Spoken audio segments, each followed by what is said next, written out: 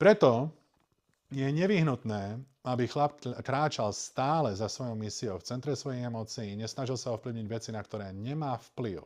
A to je všetko okrem jeho mysle a misie. Ani svoju ženu nevie zmeniť, to je ona sama, človek za seba, so svojím mindsetom, so svojím rozumom, so svojimi túžbami. Tá žena si bude robiť sama, čo chce. Deti nevlastníš. Takisto. Deti vychovávaš. Neovplyvníš, to sú individuálne duše s individuálnym rozumom a mindsetom.